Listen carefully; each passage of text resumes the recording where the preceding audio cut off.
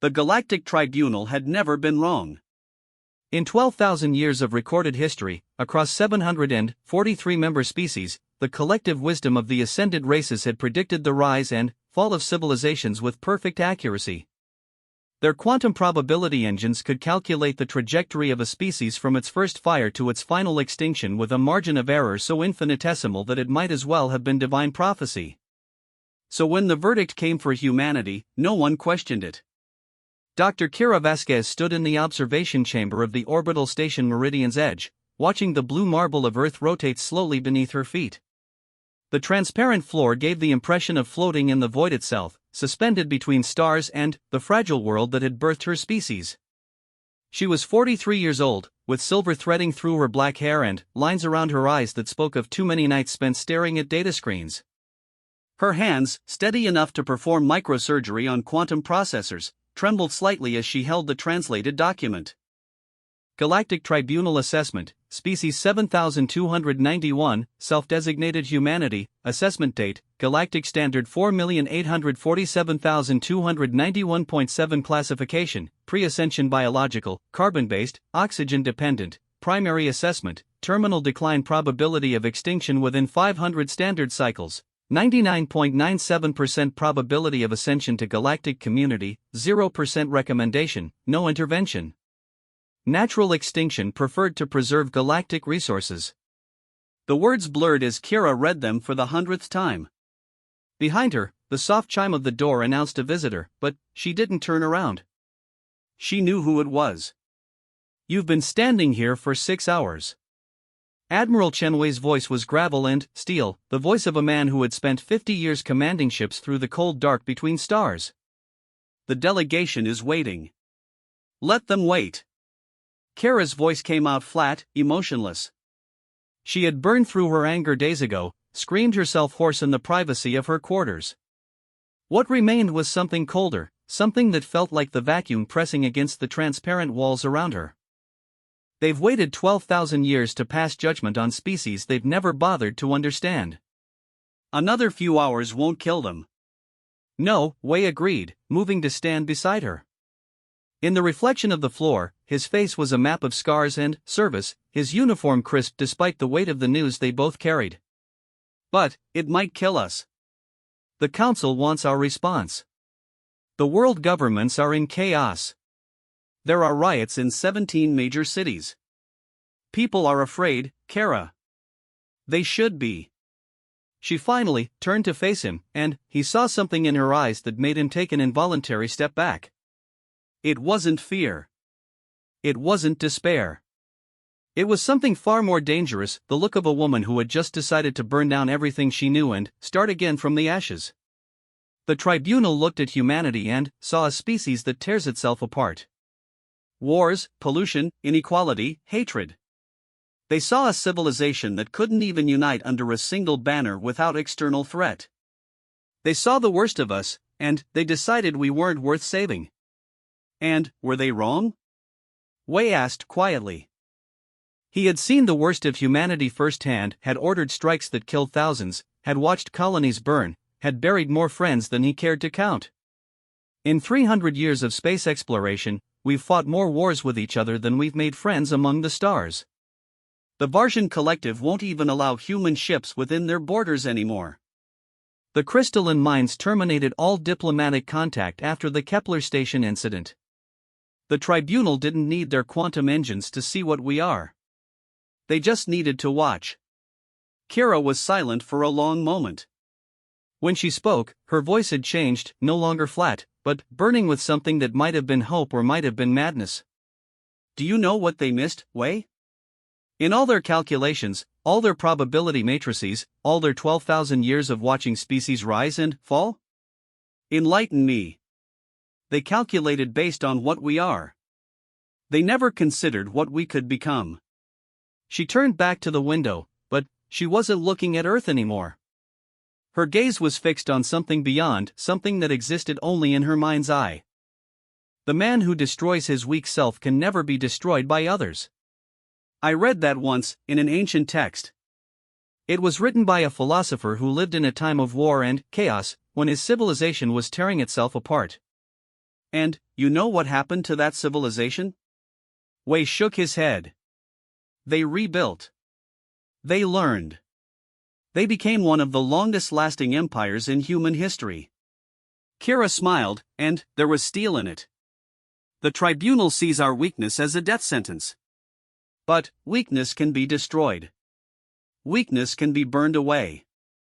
And what remains after the fire is either ash or diamond, Wei finished. His hand moved unconsciously to the old scar on his chest, a memento from a war he tried not to remember. You're proposing something impossible. I'm proposing something necessary.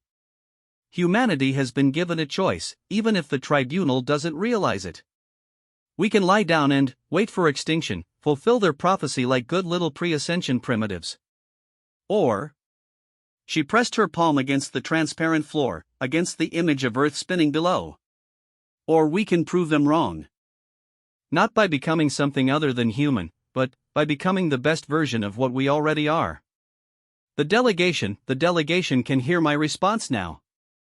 Kira straightened, pulling her shoulders back with the posture of a woman preparing for war. Humanity doesn't accept the tribunal's verdict. Not because we deny our flaws, we know them better than any alien observer ever could. We've lived with them, bled because of them, nearly destroyed ourselves a dozen times over because of them. But we've also survived. Every single time, against every odd, we've survived. And survival isn't just about continuing to exist. It's about becoming something worthy of existence. That's not a diplomatic response. No, Kira agreed, walking toward the door. It's a declaration of war. Not against the tribunal, they're not our enemy. They're just observers who've never seen a species refuse to die according to schedule. Our war is against ourselves, against every weakness that made their verdict possible. And we're going to win. She paused at the threshold, looking back at the old admiral. Are you coming? Wei looked at the document in her abandoned place, still glowing faintly with the tribunal's death sentence. Then, he looked at the woman who was proposing to fight the most difficult battle in human history, not against superior alien forces, but against the fundamental nature of their own species. God help us all, he murmured, and followed her out. The Grand Assembly Chamber was a marvel of engineering that had taken 3 decades and the combined resources of every nation on Earth to construct.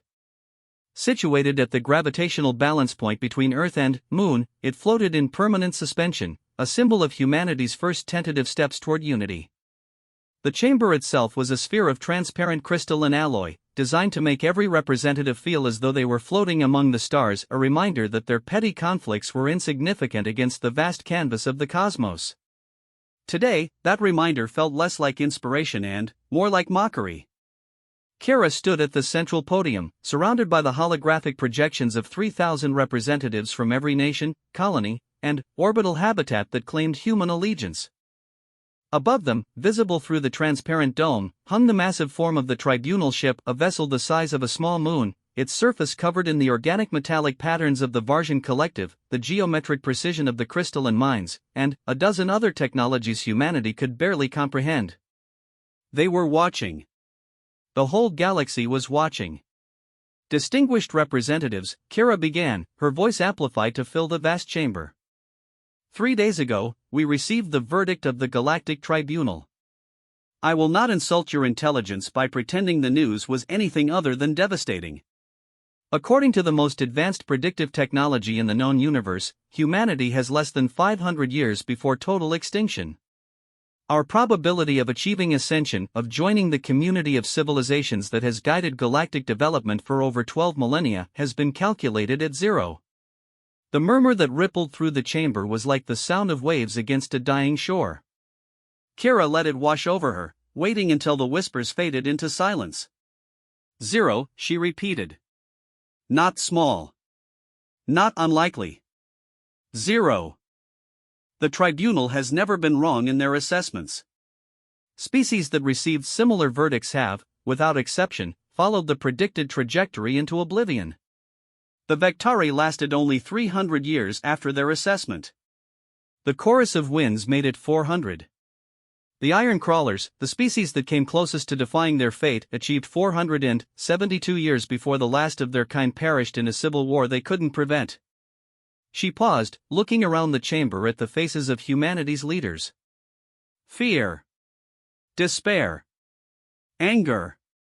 A handful showed resignation, the look of people who had always suspected their species was doomed and now had confirmation. But, here and there, Kira spotted something else. Eyes that burned with defiance. Jaws set against the tide of hopelessness. Hands clenched into fists not in anger at the judgment, but in determination to fight it. Those were the ones she was speaking to. The tribunal's verdict was based on a comprehensive analysis of our history, our psychology, our social structures, and our biological imperatives.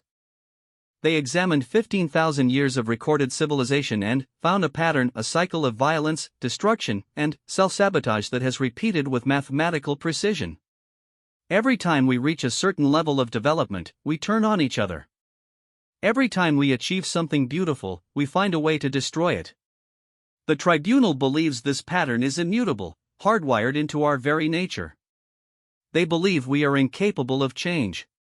Kira smiled, and there was no warmth in it. They're wrong.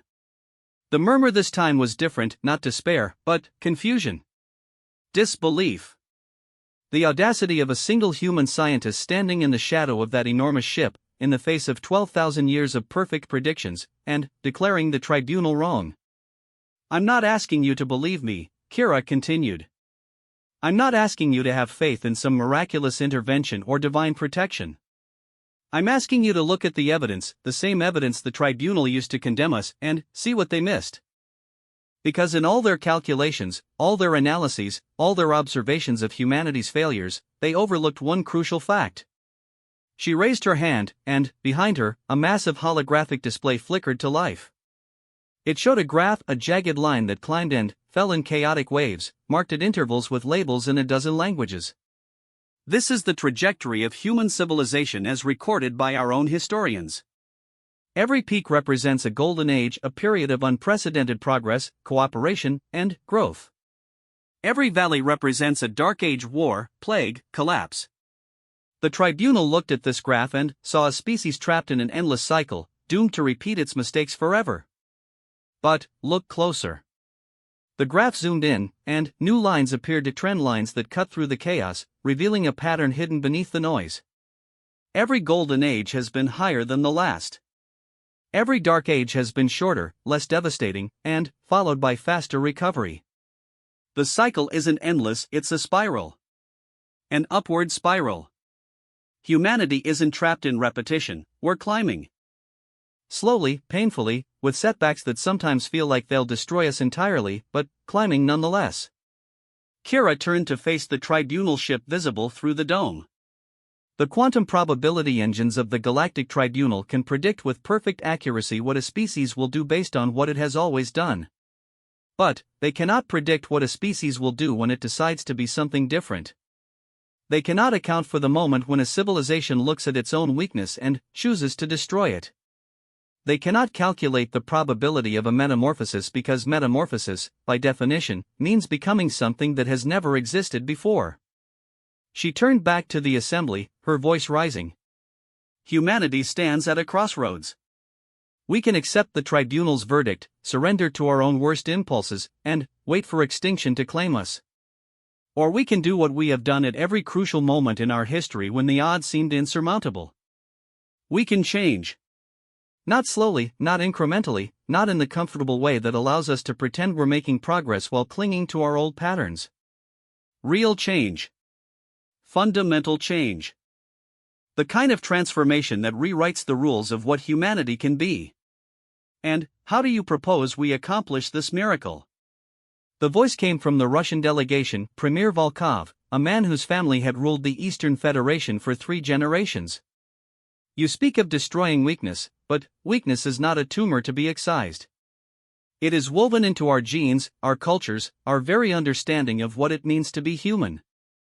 You cannot simply declare it abolished and expect the universe to comply. No, Kira agreed. I can't. No single person can. No government, no institution, no law or technology can force humanity to evolve. But, we can create the conditions for evolution. We can build the crucible that will forge us into something new. She gestured, and the holographic display changed. Now it showed a blueprint, vast, complex, spanning multiple pages of technical specifications. Project Phoenix. A comprehensive program for human transformation, designed to address every weakness the tribunal identified in their assessment. Not through genetic engineering or cybernetic enhancement, those approaches have been tried before and failed because they don't address the fundamental problem. Our weakness isn't physical, it's psychological, social, structural. Phoenix addresses all three. The blueprint expanded, showing three distinct phases. Phase 1, Confrontation. We cannot destroy what we refuse to acknowledge.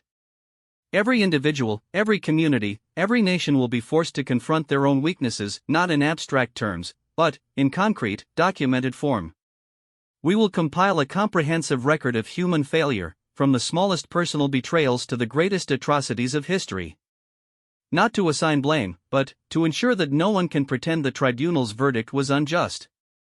We earned that verdict. We need to understand how.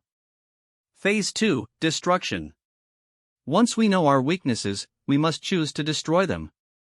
This is where previous attempts at reform have failed. They tried to legislate change, to enforce new behaviors through law and punishment. That approach treats symptoms, not causes.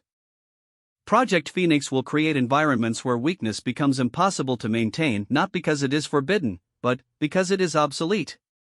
When a person truly understands why their old patterns fail, and is given tools to build new patterns that succeed, they will abandon weakness voluntarily. Not from fear, but from wisdom. Phase 3, Reconstruction. Destruction alone leads only to chaos.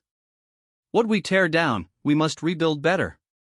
Phoenix will coordinate the construction of new social structures, new educational systems, new economic models designed from the ground up to reward cooperation over competition, growth over stagnation, wisdom over mere knowledge. Not utopian ideals imposed from above, but practical frameworks tested, refined, and adapted to the needs of every community that adopts them. Kira looked around the chamber, meeting eyes wherever she could find them. I won't pretend this will be easy. It will be the hardest thing humanity has ever attempted, harder than reaching the stars, harder than surviving the near-extinction events of our past. Many will resist. Many will fail. Some will die in the attempt, and others will wish they had. But the alternative is certain extinction. The tribunal has given us a gift, even if they don't know it. They've shown us what we must overcome. Now we must decide if we're worthy of the challenge. For a long moment, silence filled the chamber. Then, from the back of the assembly, a single voice spoke, old, trembling, but clear. Madam Chairman, I've lived for 97 years. I've seen 3 wars, 2 plagues, and the collapse of 4 governments. I've watched humanity reach the stars and nearly destroy itself a dozen times over. And, in all that time, I've never heard anyone speak the truth about our species the way you just did. Not with optimism, not with despair, but with honest assessment of what we are and what we could become. The speaker rose ancient, withered, but standing straight. I don't know if your Project Phoenix will work. I don't know if anything can save us from ourselves. But I know that if we don't try, if we accept that verdict from beings who've never known what it means to be human, then we deserve to be forgotten. He raised his hand. The Pacific Federation supports Project Phoenix. Like a dam breaking, other voices followed. The European Congress. The African Union.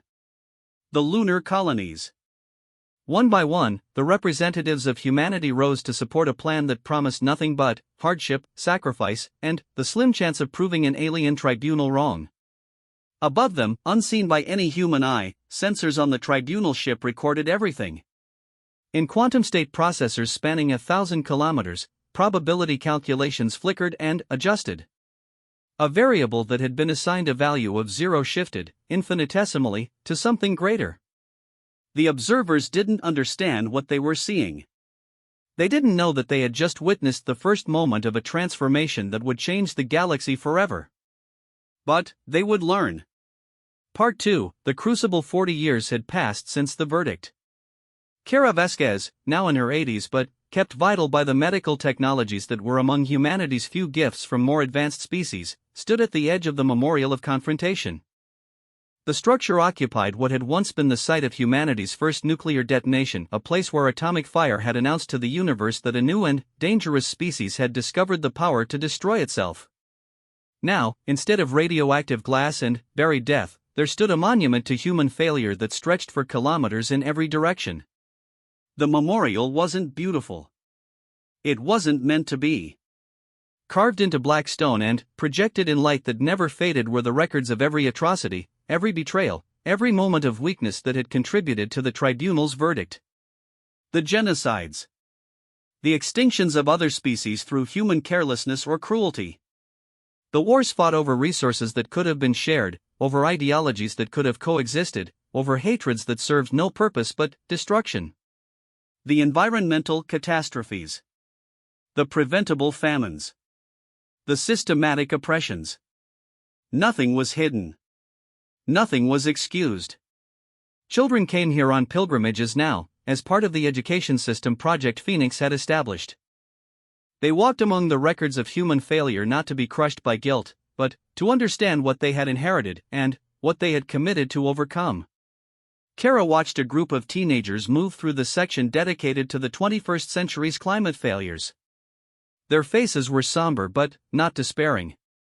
They had been taught to look at the past without flinching, to acknowledge the weight of history without letting it paralyze them. They were the first generation born entirely under Project Phoenix's protocols, and they were different from any humans who had come before. You're thinking about the early days. Wei's voice came from behind her. He was older now, confined to a mobility chair most days, but his mind remained sharp. When we weren't sure any of this would work. I'm thinking about all of it, Kira admitted. The resistance. The failures. The people we lost along the way. There were many. Wei guided his chair to rest beside her. Together, they watched the young people move through the memorial. I remember the riots in the first decade. The fundamentalists who saw Phoenix as an attack on their faith. The nationalists who refused to acknowledge that their cultures had ever done anything wrong. The libertarians who screamed about indoctrination. The corporations that lost fortunes when we restructured the economy. It seemed like the whole world was fighting us. Not the whole world, Kara said softly. Just the parts that were afraid. Fear was always our greatest enemy, not the fear the tribunal predicted, but the fear of admitting we needed to change. That was the first weakness we had to destroy, and it was the hardest. She remembered those early years with painful clarity. The confrontation phase had nearly torn humanity apart before it could begin to heal. Forcing people to acknowledge their collective failures, the sins of their nations, their cultures, their families, had triggered responses ranging from denial to violence. There had been assassinations, suicide bombers, entire communities that had shut themselves off from the rest of humanity rather than face the truth of what they had contributed to the species' darkness. But there had also been breakthroughs. Moments when the weight of evidence became undeniable, when even the most resistant began to see that the tribunal's verdict was not an insult but an accurate assessment. Moments when shame transformed into resolve, when guilt became the fuel for determination. The destruction phase had been worse. Kira closed her eyes, remembering. Destruction didn't mean violence, they had enough of that in their history. It meant the systematic dismantling of everything that had contributed to human weakness. Economic systems designed to concentrate wealth and power in the hands of those willing to exploit others. Political structures that rewarded demagoguery and short-term thinking. Educational models that trained people to compete rather than cooperate, to seek status rather than wisdom. Cultural narratives that glorified conflict and demonized difference. All of it had to go. And the people who had built their identities around those systems had fought with everything they had to preserve them. The Singapore incident, Wei said, as if reading her thoughts. That was when I thought we'd lost. When the entire Asian Economic Coalition seceded from Phoenix and declared economic war on the rest of humanity. 3 years of blockades, Kira nodded. Artificial famines in regions that had become dependent on coalition trade. 8 million dead before the coalition's own citizens realized they were proving the tribunal right and overthrew their government. 8 million deaths because people couldn't let go of an economic model that had made them wealthy at the cost of keeping others poor. But they did let go. Eventually. Because they had to. Because we designed Phoenix not to force change through power, but to make change inevitable through understanding. Kira opened her eyes, watching a young woman in the memorial trace her fingers over a holographic projection of her own family's history, colonizers, collaborators, participants in systems of oppression that had persisted for centuries. The young woman wasn't crying.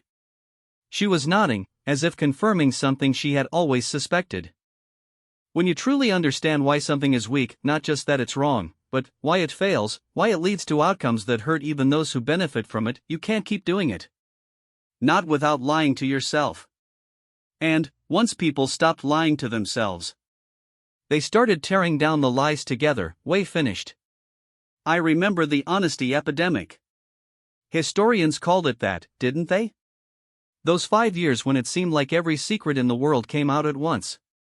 Governments falling. Corporations dissolving. Families breaking apart and reforming without the deceptions that had poisoned them for generations. It was chaos. Necessary chaos. You can't build new patterns while you're still maintaining old ones.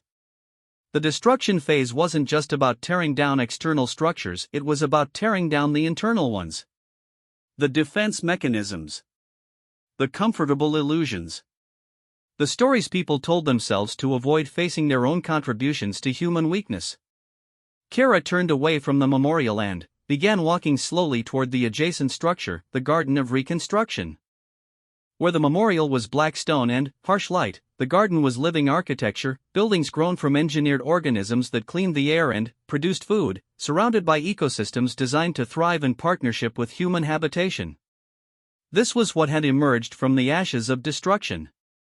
Not a utopia. Kira had always been clear that utopia was a fantasy, a destination that could never be reached. But a foundation. A new baseline from which humanity could continue to climb. The reconstruction phase saved us, she said as they entered the garden. Not because it built something perfect, but because it gave people something to build. Destruction alone leads to nihilism. People need to create, need to grow, need to feel that their efforts matter. Phoenix almost failed because we focused too much on what we were tearing down and not enough on what we were building in its place. Until the first synthesis. Wei's eyes lit up with the memory. I was there, you know. In the Nairobi hub when they announced it. The first community to complete all 3 phases, to demonstrate that the Phoenix model could actually work on a large scale. Nairobi changed everything. Kira paused beside a tree that had been engineered to produce fruit year-round, its leaves filtering toxins from the air and converting them to nutrients. Before Nairobi, Phoenix was theoretical. Critics could claim we were destroying the old order without having any real alternative. But, when Nairobi started publishing their data, the reduction in violence, the increase in cooperation, the economic models that generated prosperity without inequality, the educational systems that produced people who were genuinely wiser than any previous generation, the doubters started to question their doubt. And then came the cascade, Wei said. Community after community adopting the Nairobi model. Adapting it to their own cultures, their own needs, their own weaknesses. Proving that Phoenix wasn't one-size-fits-all, but a framework that could be customized while maintaining its essential principles. That was always the key. We couldn't impose a single solution on all of humanity. That would just be another form of the centralized control that had failed so many times before.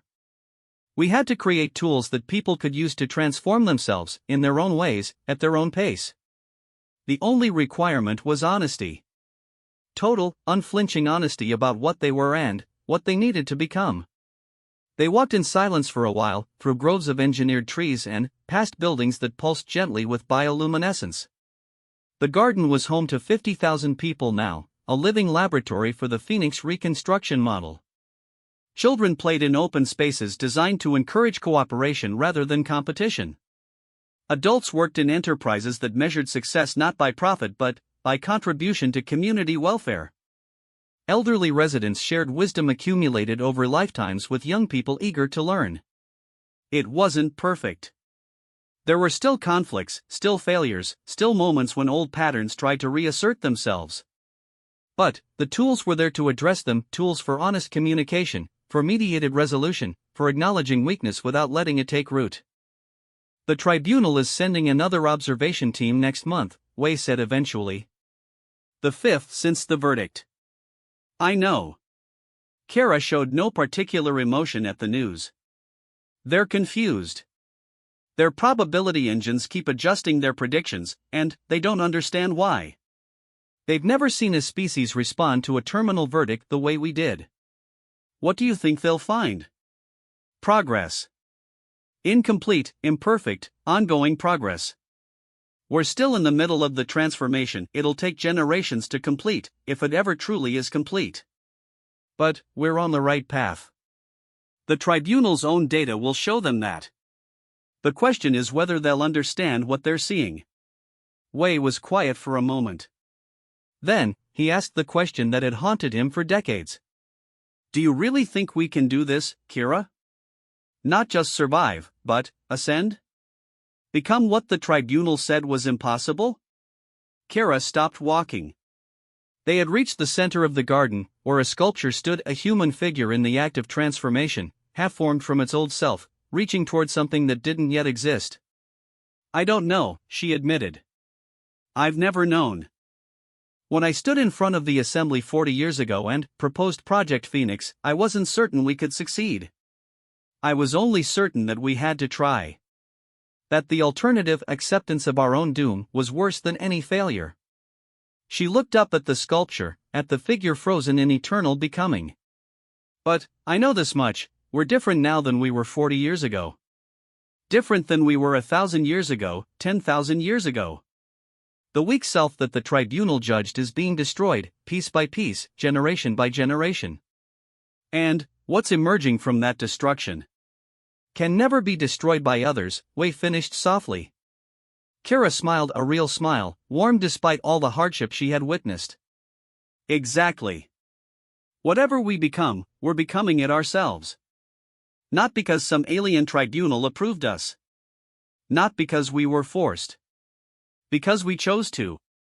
Because we looked at our weakness and decided it wasn't worthy of what we could be. Above them, invisible against the blue sky, the tribunal observation drones continued their silent monitoring. They recorded every conversation, every interaction, every metric of human behavior. And, in quantum state processors light years away, probability calculations continued to shift. Upward. Always upward. Part 3, the beginning. 112 years after the verdict, the Galactic Tribunal requested an unprecedented meeting. In the entire 12,000-year history of the tribunal's existence, they had never revisited an assessment. Species were evaluated once, and their fates were recorded with the certainty of physical law.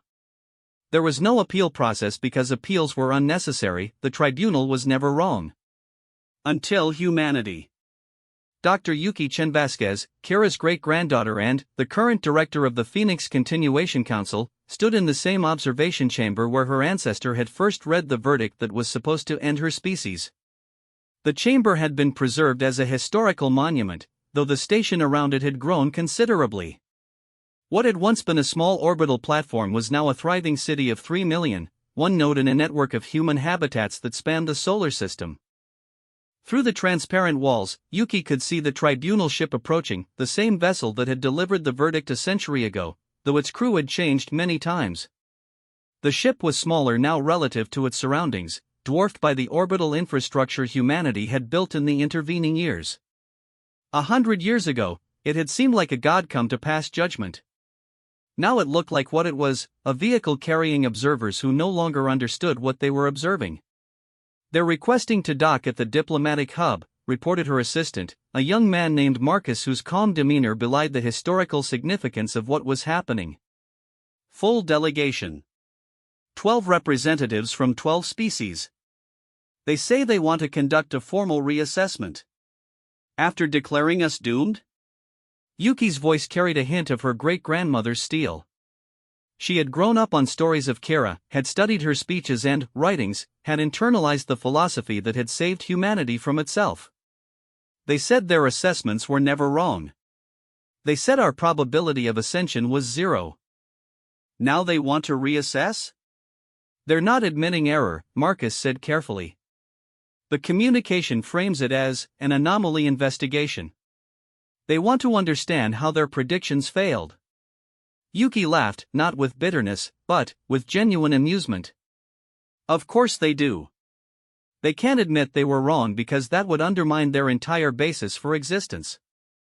So instead, they'll study us like a laboratory curiosity, try to figure out what variable they missed, and adjust their models to ensure it never happens again.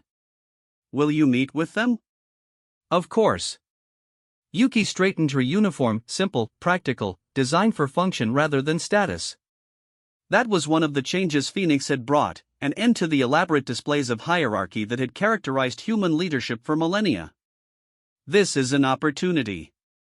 Not to gloat, we haven't ascended yet, and there's still work to be done. But to show them what they missed. To help them understand why their perfect predictions failed. She turned from the window and began walking toward the diplomatic hub. As she walked, she passed through sections of the station that told the story of humanity's transformation. The archives of weakness, containing the complete records of human failure that had informed the tribunal's original verdict. The Hall of Destruction, documenting the painful process of tearing down the old order. The Gardens of Reconstruction, showing what had been built in its place. And, finally, the newest section, the Wing of Emergence, where the latest generation of humans lived and worked in ways that would have been unrecognizable to their ancestors. These young people didn't carry the weight of the old patterns. They had been raised in communities designed to eliminate the conditions that produced human weakness, not through genetic engineering or behavioral conditioning, but through honest self-awareness and the constant choice to be better. They still made mistakes, still had flaws, still struggled with the challenges of existence. But they struggled differently. When conflicts arose, they addressed them with tools designed for resolution rather than dominance. When resources were scarce, they shared rather than hoarded. When fear threatened to overwhelm them, they faced it together rather than retreating into isolation. They were, Yuki thought as she watched them go about their lives, what humanity had always had the potential to be. Not perfect. Never perfect. But conscious. Aware of their own weaknesses and committed to destroying them. The diplomatic hub was a sphere of crystalline material at the center of the station, designed to accommodate beings from multiple species with different environmental requirements. As Yuki entered, she saw that the tribunal delegation had already arrived, 12 figures of vastly different shapes and compositions, arranged in a circle around a central platform. She recognized some of them from historical records. The Varsian representative, its organic metallic form shifting constantly as it processed information. The crystalline mind, a living lattice of pure thought encased in protective geometry. The Whisper in Darkness, a species that existed partially in dimensions humans couldn't perceive. And others ancient, powerful, wise by the standards of the galaxy. All of them watching her with what she could only interpret as confusion. Greetings, Yuki said, stepping onto the central platform. On behalf of humanity, I welcome you to the Sol System. It has been 112 years since your last assessment of our species. Much has changed. The Varsian spoke first, its voice a harmonic blend of frequencies that the translation systems rendered into human language. Your species was assessed at a 99.97% probability of extinction within 500 cycles. Our most recent calculations show that probability has decreased to 23.4%. This is without precedent in the history of tribunal assessments. We're aware, Yuki said calmly. We've been tracking your probability adjustments since they became publicly available. The trend has been consistent downward for the past 80 years. You do not seem surprised. Why would we be? We've spent the last century deliberately destroying the weaknesses that contributed to our original assessment. Every percentage point of decreased extinction probability represents real change in how humanity operates. We earned those numbers. The crystalline mind pulsed with light, its form shifting to indicate attention. This is the anomaly we seek to understand. Assessed species do not typically respond to terminal verdicts with systematic self-improvement. They respond with denial, despair, or accelerated self-destruction. Your species chose a fourth path, one our models did not predict because it has never been observed before. Because no species was ever told clearly enough what was wrong with them to fix it, Yuki replied. Your assessments are meant to be observations, not interventions. You watch species fail and record their failures with perfect accuracy. But you never considered what might happen if a species received that information and decided to use it. You are suggesting the verdict itself enabled your transformation? I'm suggesting it was necessary for our transformation. Humanity has always had the potential to be better than it was. We've known about our weaknesses for thousands of years, our philosophers wrote about them, our religious traditions warned against them, our historians documented them. But we never had the external confirmation, the undeniable proof from a source we couldn't dismiss. When the tribunal declared us doomed, it forced us to confront what we had always avoided. It made denial impossible. Yuki paused, gathering her thoughts. This was the moment she had prepared for her entire life, the chance to explain to the galaxy what humanity had learned through over a century of painful transformation. There's an ancient human saying, the man who destroys his weak self can never be destroyed by others. We didn't understand what that meant until we received your verdict. We thought weakness was something external, enemies to defeat, obstacles to overcome, conditions to change. But weakness is internal. It lives in the patterns of thought and behavior that we carry from generation to generation. It hides in the stories we tell ourselves about who we are and why we do what we do. And it cannot be destroyed by external force, only by honest self-awareness and the will to change. The whisper in darkness spoke, its voice seeming to come from everywhere and nowhere at once. You speak of destroying weakness, yet our observations show your species still exhibits many of the patterns identified in the original assessment. Conflict still occurs. Resources are still sometimes distributed unequally. Individuals still pursue personal interests at the expense of collective welfare. Yes, Yuki agreed. We haven't eliminated weakness, that would be impossible. We've changed our relationship to it. When conflicts occur now, we have tools and processes to resolve them without violence. When inequality emerges, we have systems to identify and address it. When individuals act selfishly, communities respond with accountability rather than retaliation. The weakness is still there, but it no longer defines us. It no longer controls our trajectory. Then, what does define you? The Varjan asked. Yuki smiled, the same smile her great-grandmother had worn when proposing Project Phoenix to a terrified world. Choice. Conscious, deliberate choice. Every day, every moment, we choose to be something other than what our weaknesses would make us. Not because we're forced to, not because it's easy, but because we've learned what we become when we don't make that choice. We've seen our own potential for destruction clearly enough to reject it. She gestured, and holographic displays appeared around the chamber, data, statistics, records of humanity's transformation. In the last century, we've reduced violent conflict by 94%. We've eliminated extreme poverty and resource scarcity. We've developed sustainable technologies that allow our population to grow without degrading the environments we live in. We've established educational systems that produce genuinely wiser, more capable individuals with each generation. None of this was achieved through force or control. All of it came from people choosing to be better. These improvements, while significant, do not guarantee your species will achieve ascension, the crystalline mind observed. The probability of extinction, while reduced, remains substantial. Your transformation may ultimately prove insufficient. Maybe, Yuki acknowledged. We've never claimed certainty. But certainty was never the point. The point was that we refused to accept a verdict that said we had no chance at all. We refused to be defined by our worst tendencies. We refused to let weakness be our destiny. She looked around the chamber, meeting the various sensory organs of the assembled delegates. You came here to understand an anomaly. Let me explain it in simple terms. Your predictions were based on the assumption that species are static, that their fundamental patterns of behavior are fixed by their biology, their history, their social structures. But humans are not static. We have always been capable of change, rapid, profound, revolutionary change when the circumstances demanded it. Your verdict created those circumstances. It gave us no choice but to change or die. And we chose to change. This suggests a flaw in our assessment methodology, the Varjan said slowly, its form rippling with what might have been discomfort. If a species can choose to transform itself in response to a terminal verdict, then the verdict itself becomes a variable that influences the outcome. Not a flaw, Yuki said gently. An opportunity. You've been observing species for 12,000 years, recording their failures, predicting their extinctions. But you've never tried to help them. You've never given them the information they would need to avoid their predicted fates. Maybe you believed it was impossible, that species are bound by their natures and cannot change.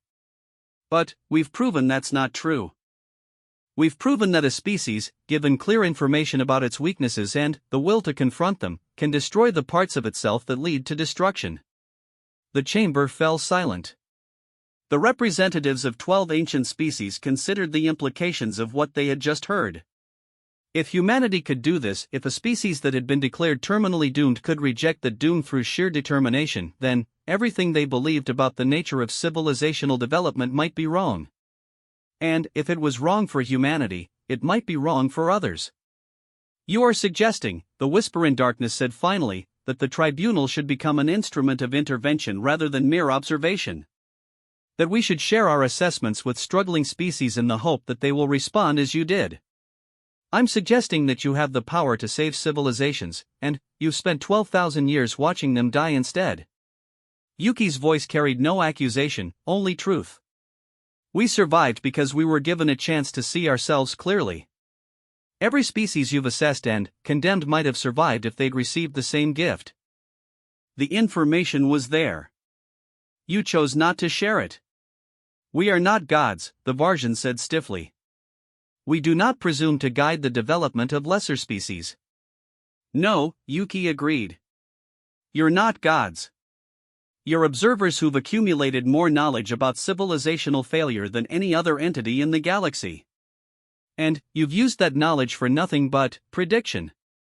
Imagine if you used it for prevention instead. She stepped forward, closer to the gathered representatives than protocol normally allowed. Humanity isn't asking for special treatment. We're not seeking entry into your ascended community as a reward for our transformation. We're offering a partnership. Our experience, the tools we developed, the processes we refined, the understanding we gained through a century of painful change, combined with your knowledge of what causes species to fail. Together, we could prevent more extinctions than the galaxy has ever seen. This is unprecedented, the crystalline mind said. So was our survival, Yuki replied. So is this entire conversation. The unprecedented is where progress lives. You can cling to your old models, adjust your probabilities, and continue watching civilizations burn. Or you can help us help them. The delegates exchanged communications in frequencies and dimensions beyond human perception. Yuki waited, knowing that what happened in the next few moments might determine the fate of countless species across the galaxy. Finally, the Varjan spoke. The tribunal will consider your proposal. We make no promises. But we acknowledge that humanity has demonstrated something our models did not predict, the capacity for a species to transcend its assessed limitations through conscious choice. This requires further study. Take all the time you need, Yuki said. We've already proven what we needed to prove. Whatever you decide, humanity will continue on the path we've chosen. We will continue destroying our weaknesses. We will continue building something better. And we will continue refusing to accept any verdict that says we have no future. She turned and began walking toward the exit, then paused. One more thing. Your original assessment gave us a 0% chance of ascension. Current models give us, what? 15%? 20? 17.3%, the version said. When we hit 50%, I want you to remember this conversation. Remember that we started from zero. Remember that we got there by refusing to accept impossible odds. And remember that the man who destroys his weak self can never be destroyed by others.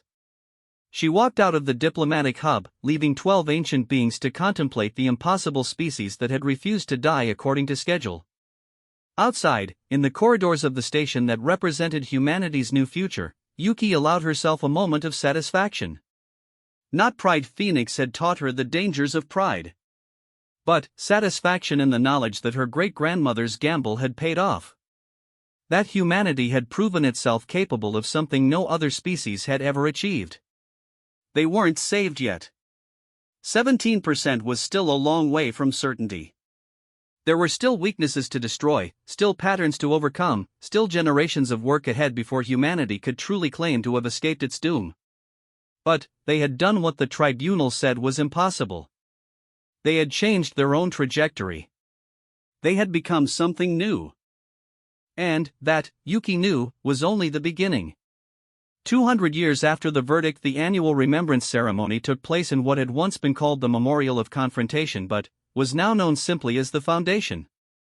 The name had changed because the function had changed, no longer a place to confront human weakness, but a place to remember why the transformation had been necessary and to recommit to the ongoing work of improvement.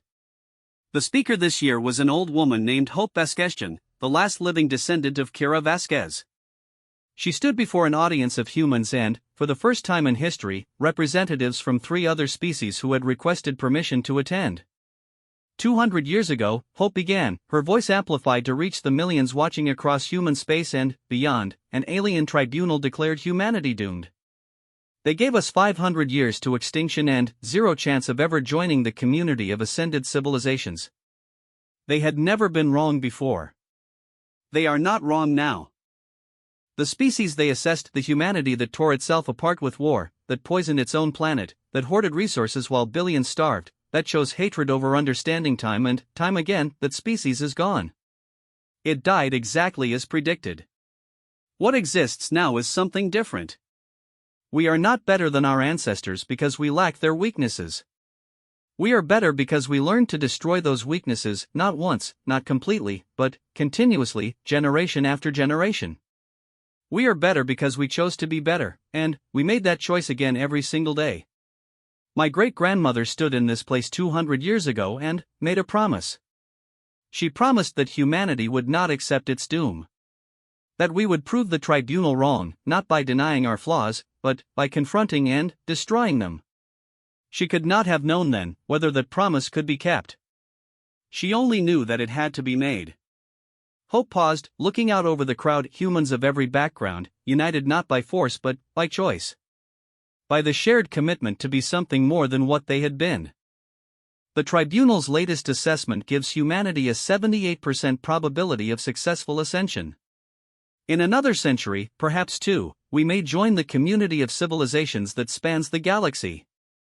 We may become something our ancestors could never have imagined, a species that destroyed its own capacity for self-destruction and became truly worthy of the stars. But that is not the end of our story. It is, as my great-grandmother understood from the beginning, only a beginning. The work of transformation never ends. Every generation will face new weaknesses, new challenges, new opportunities for failure. Every individual will wake up each morning to the choice of being better or being less.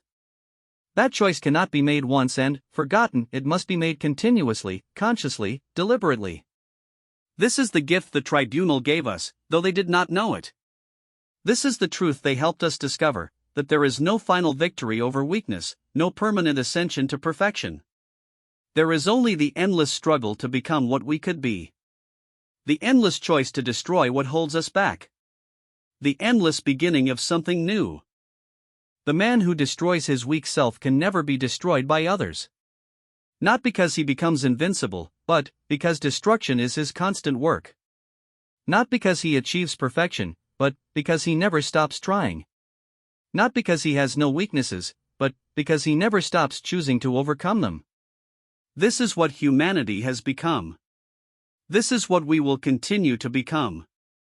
This is our endless beginning. And it is beautiful. In the observation decks of the Foundation, the tribunal representatives watched the ceremony with sensors that could detect wavelengths and dimensions beyond human perception. They recorded everything, as they always did. But, for the first time in their long history as observers, they were not merely documenting the trajectory of a species toward predicted outcomes. They were witnessing something they had never seen before, a species writing its own future. The Varsian representative turned to its colleagues, its organic metallic form rippling with something that might have been awe. They were declared doomed. They saw only a beginning. And they were right. The crystalline mind pulsed with complex patterns of light. This changes everything we thought we knew about the nature of civilizational development. Yes, the whisper in darkness agreed, its voice seeming to echo from multiple dimensions at once. It does. And, perhaps, that is exactly what was needed. In the quantum state processors of the tribunal ship, probability calculations continued to adjust. But, the observers had begun to understand that probabilities were not destinies. That assessments were not verdicts. That even the most certain predictions could be defied by a species willing to destroy its weak self and become something new.